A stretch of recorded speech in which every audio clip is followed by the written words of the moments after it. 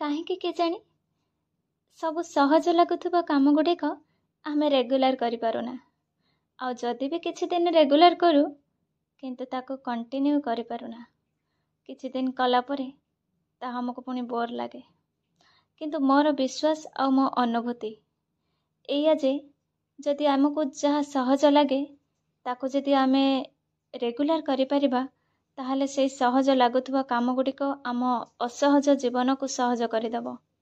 ଆଉ ଯଦି ସେଇ ସହଜ ଲାଗୁଥିବା କାମ ଗୁଡ଼ିକ ଆମେ ଯଦି ଇଗ୍ନୋର କରିବା, ଅଣଦେଖା କରିବା, ତାକୁ ଛୋଟ ମନେ କରିକି ରେଗୁଲାର ନ କରିବା ତାହେଲେ ସେ ଆମ ଜୀବନର ଲକ୍ଷ୍ୟକୁ ଜଟିଳ ବନେଇଦେବ। ଆପଣ ଯଦି ଏ କଥାରେ ଏକମତ କି ଏମିତି ଅନୁଭବ କିଛି ଆପଣଙ୍କ ପାଖରେ ଥିବ ନା, ନିଶ୍ଚିତ କମେଣ୍ଟରେ ଜଣାଇବେ। ହେଲୋ ଡିଅର୍, ମୁଁ ସ୍ମିତା ଆପଣ ସମସ୍ତଙ୍କୁ ଆଉ ଗୋଟେ ଫ୍ରେଶ୍ ମର୍ଣ୍ଣିଂର ଭ୍ଲଗ୍କୁ ସ୍ୱାଗତ କରୁଛି। ଆଶା କରୁଛି ଆପଣମାନେ ବହୁତ ହିଁ ଭଲରେ ଥିବେ, ସୁସ୍ଥ ଥିବେ, ମନରେ ଦେହରେ ଖୁସି ରହୁଥିବେ। ବାସ୍ ଏ ଜିନ୍ଦଗି, ଏ ଜୀବନ ଗୋଟେ ଥର ମିଳିଛି। କାହିଁକି ଏତେ ଟେନସନ୍, କାହିଁକି ଏତେ ଚିନ୍ତା, କାହିଁକି ଏ ଯେଉଁ ଗୋଟେ ମନରେ ଭାବନା ଦିନ ସାରା ଆମକୁ ଖରାପ କରିଦିଏ। କେବେ କେବେ କେତେ କଥା ଆମ ମନକୁ ପ୍ରଭାବିତ କରେ ଆଉ ଆମ ଦିନଟି ଖରାପ ହେଇଯାଏ। ଆଜି କିନ୍ତୁ ସେଇ ସହଜ ଲାଗୁଥିବା କଥା ଦୁଇଟା ମୁଁ ଆପଣଙ୍କ ସହିତ ସେୟାର କରିବି।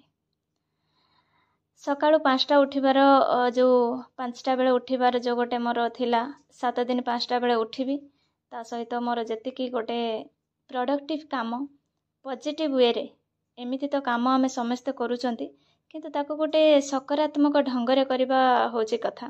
ଆମେ ସମସ୍ତେ ଖାଉଛନ୍ତି କିନ୍ତୁ ସେଇ ଖାଇବା ଭିତରେ କେତେ ଭଲ ରହୁଛି, କେତେ ଭଲ ଚିନ୍ତାରେ ଆମେ ଖାଉଛନ୍ତି, କ'ଣ ଖାଉଛନ୍ତି, ଯେମିତି ମାନେ ତାହା ପ୍ରଭାବ ପକାଏ ଆମ ଶରୀରକୁ, ମନକୁ। ଠିକ୍ ସେମିତି ଆମେ କାମ ତ ସବୁବେଳେ କରୁଛନ୍ତି କିନ୍ତୁ ତାକୁ କେମିତି କେଉଁ ଢଙ୍ଗରେ କରୁଛନ୍ତି ତାହା ହିଁ କଥା।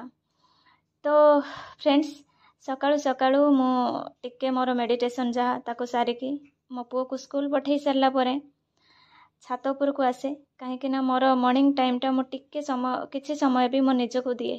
ଏଇ ଛାତ ଉପରେ ବସିଗଲେ ଦୂରରେ ଆମର ମିତ୍ରପୁର ପାହାଡ଼, ନୀଳଗିରି ପାହାଡ଼ ଏସବୁ ବହୁତ ଦେଖା ହୁଏ, ଏତେ ସୁନ୍ଦର, ମୋତେ ବହୁତ ଖୁସି ଲାଗେ। ଏଇଠି ମୁଁ ଗୋଟେ ଏମିତି ମଞ୍ଜି, ଏମିତି ଯାହା ବି ଘରକୁ ପରିବା ଆସେ କି କ'ଣ, କି ମଞ୍ଜି ଏମିତି ବୁଣିଦେଲେ ଗଛ ଉଠିଯାଏ ମୋ ହାତରେ। ମୁଁ ଜାଣିନି କାହିଁକି, ଏମିତି ଖାଲି ବି ପକେଇଦେଲେ ଗଛ ଉଠିଯାଏ। ଏଠି ଆଗରେ ଦେଖନ୍ତୁ କେତେ ପପେୟା ଗଛ ହେଇଛି। ଗାଁ ମାନଙ୍କରେ ପପେୟାକୁ କେହି ପଚାରନ୍ତିନି କିନ୍ତୁ ସହରୀ ଜୀବନ, ଯେଉଁମାନେ ପରିବା କିଣିକି ହିଁ ଖାଆନ୍ତି ତାଙ୍କୁ ପପେୟାର ମୂଲ୍ୟ ପଚାରିଲେ ସିଏ ଜାଣିଛନ୍ତି ଆଉ ପପେୟାଟା କ'ଣ। ଆଉ ପପେୟାଟା ଖାଇବା ଆକ୍ଚୁଆଲି ଦେହ ପାଇଁ ବହୁତ ହିଁ ଭଲ। ତ ସେମିତି ଯେଉଁ ଗଛ ବୁଣି ଦେଇଥିଲି ତା ଦେହରେ ଗଛ ଉଠିଲା ପରେ ଗୋଟେ ପରିବା ହେଲେ ସିଏ ଯେଉଁ ଗୋଟେ ଖୁସି ନା, ସେଟା ଆକ୍ଚୁଆଲି ଯେଉଁମାନେ ମୁଁ ବୁଝେଇ ପାରିବିନି।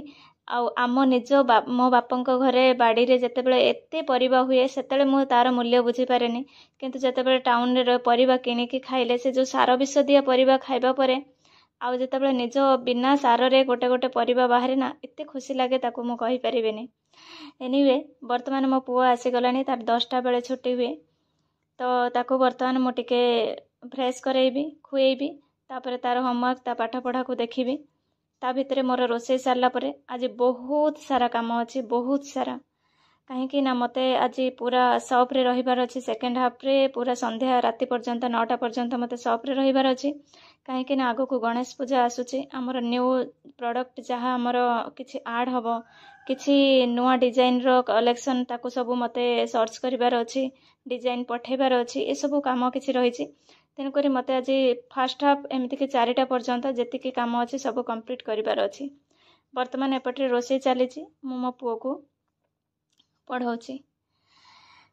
ତ ଫ୍ରେଣ୍ଡସ୍, ଏଇଠି କହି ରଖିବି ଯେ ଆପଣ ଯେଉଁ ଥମ୍ବନେଲରେ ଦେଖିଲେ ଯେ ମୁଁ ଲେଖିଥିଲି 2ଟି କଥା, ଯେଉଁ 2ଟି ଅଭ୍ୟାସ ଆପଣଙ୍କ ଦିନଟାକୁ ଗୋଟେ ସକାରାତ୍ମକ ଚିନ୍ତାରେ, ସକାରାତ୍ମକ ଭାବନାରେ ରଖିବ ଆଉ ତା ସହିତ ଆପଣଙ୍କ ମନ ବହୁତ ଖୁସି ରହିବ। କଥାଟା ଆପଣ ସମସ୍ତେ ଜାଣିଛନ୍ତି, ଏ କଥାଟା କିଛି ନୂଆ ନୁହଁ। କିନ୍ତୁ ତାକୁ ଯଦି ଆପଣ, ସତ କହୁଛି, ଯଦି ଆପଣ ତାକୁ କଣ୍ଟିନ୍ୟୁ କରୁଛନ୍ତି, ଆଉ ଥରେ ପରୀକ୍ଷାମୂଳକ ଭାବରେ ତାକୁ କରନ୍ତୁ, ଦେଖିବେ ତା ରେଜଲ୍ଟ ପାଇବେ। ଆମେ ଅନମ୍ୟାରେଡ୍ ଟାଇମ୍ରେ କ'ଣ ହୁଏ କି, ଆମର କେତେବେଳେ ଖାଇବା, କେତେ ଶୋଇବା, ଉଠିବା, ଗାଧୋଇବା, ଏସବୁର କୌଣସି ପ୍ରକାର ଗୋଟେ ଡିସିପ୍ଲିନ୍ ଜୀବନ ନଥାଏ। କେତେବେଳେ ଆମେ 12ଟା ବେଳେ ଗାଧୋଉ, ତ କେତେବେଳେ 1ଟା ବେଳେ ଗାଧୋଉ, କେତେବେଳେ ଯଦି କୁଆଡ଼େ ମନ୍ଦିର ଯିବାର ଅଛି ସକାଳୁ ଗାଧୋଇ ପଡ଼ୁ। ତେଣୁ ଝିଅ ବେଳର ଜୀବନ ଗୋଟେ ଅଲଗା ପ୍ରକାରର। आ बाहा हो सारा पर आउ गोटे प्रकार किंतु आमको से झीटे हो मैरेज पर हो बा पूर्वर आम जीवन में समस्त गोटे लक्ष्य थाए आ से लक्ष्य को पूरण करने हेले आमको इनडिसिप्लिन जीवन में किसी भी हेनी आमको गोटे किसी ना कि डिसिप्लिन जीवन आपणैवा पड़ो। तेणु ये गोटे दुईटा काम आपण परीक्षामूलक भाव में आपड़ जानते मुझे आउ थे मन पकई दौचे आपण जल्दी उठा को चेष्टा करेंगे जिते बड़े भी उठुंट फ्रेश हे पूरा ठंडा पानी रे आपण सावर ने ठंडा पानी रे आपण भल भाव में पूरा 10-15 मिनिट आराम से पूरा गाधोइबे मुंड धोईकी गाधंतु माने जेमिति भी हो किंतु ठंडा पानी कौन जेते शीत दिन हो वर्षा दिन हो खरा दिन तो छाड़िकी जमा भी आपण गिजर यूज करें ठंडा पानी रे पूरा सावर ने तापर आसिकी ता पूर्वर आपण शोक उठिला परे आपण मेडिटेशन 5 मिनिट 10 मिनिट आपण को जेतिकी गोटे भल लगुच एमती नुहे जे जबरदस्ती आपण अध घंटा बसिया को बाध्य सेमिति नुह आपण को 5 मिनिट 10 मिनिट जेतिकी भी आपण को इच्छा होची आपण गोटे मेडिटेशन करेंगे सेटा गाधेबा पूर्वर भी आपण करिपारंते गाधेबा परे भी आपण करिपारंते। फास्ट कथा मु कहली मेडिटेशनटा आपण गाधेबा परे भी करिपारिबे गाधेबा पूर्वर भी करें किंतु ठंडा पानी रे शावर नेबा बेसी इंपोर्टेंट। ठंडा पानी रे शावर नेबा द्वारा आमर प्रतिटी ऑर्गन आम माइंड सबू किछि गोटे रिलैक्स फील करे। ये जो डिप्रेशन जिनसटा आपण जो माने भी डिप्रेशन को केबे भोगी थिबे मु निजे डिप्रेशन रे लॉन्ग टाइम मतलब 15 ରୁ 20 दिन मासे पर्यंत मु पूरा जो कहते गोटे डिप्रेशन रो डीप फेज को फील करिछि सेति कहली ये ठंडा पानी रे शावर नेबा आ गोटे कदली प्रतिदिन गोटे खाइबा एटा आपणकर अनेक मात्रा रे डिप्रेशन को आपण को क्लियर करिवो आपण को डिप्रेस्ड फील करबा को दब ही नाही। आपण को जेते बेले भी आपण को माइंडटा सेमती लागिवो आपण संगे संगे तार गोटे सॉल्यूशन बाहर करि परिबे।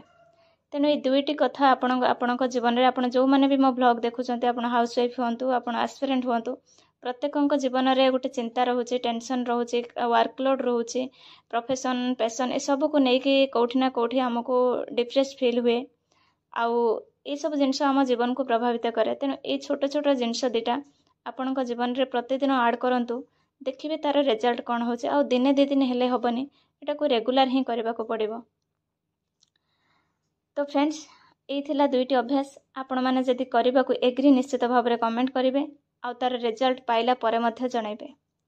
तो वर्तमान मु सबू काम सारिला परे वर्तमान आसिले मु पढ़िबा द्वारा केमिति जीवन बदले 30 मिनिट रो मात्रा मु निजे गोटे मिनिट पढ़िला परे मोर जे चैलेंज शेड्यूल थिला मु ताको कंप्लीट करि चाकरी पई जे पढ़िबा ता नह पढ़िबा द्वारा जीवन बदले परिवेश बदले निजर परिवार बदले समाज बदले। तेणु ये पढ़ाटा मो जीवन में मृत्यु पर्यंत केबे भी मो अलग हेनी मो निज ठारू पाठ पढ़ा सेटा केबे भी अलग हेनी कौन से एकाडेमिकल क्षेत्र में न हो चाकरी न हो किंतु ये पाठ पढ़ा मो जीवन गोटे निश्वास प्रश्वास पर जड़ित पढ़ी पढ़ी जिते भी जहाँ बही अच्छी मत जहाँ भल लगे केवल ताकू पढ़ी पढ़ी आ जीवन में किछिटा भल अभ्यास को जदि मु आपणेबी बोली जो कमिटमेंट मो निज सह करिछि आ सेतिकी केवल बुक्स पढ़ा ता सहित निज जीवनर अभ्यास को बदलैबा आ भल अभ्यास को आड करबा एटा करबा द्वारा जीवनर समस्त सफलता को अचीव करिहबो बोली मोर विश्वास आ तार रिजल्ट मध्य मु पाई सारिछि। तो फ्रेंड्स जेते जेहेतु मते 4टा बेले सबको जीवार अछि तो आज मो नाइट व्लॉग एटी ऐड करूनी आसीबी आ गोटे प्रोडक्टिव व्लॉग नै कि सेते पर्यंत रहउछि एमती भल पाइबा दउथिबे काहेकि ना आपनकर कमेंट पढ़िबे मते बहुत खुशी लगे आ एते खुशी लगे सेटा को मो शब्द रे कहि परिबेनी। Thanks for watching love you all.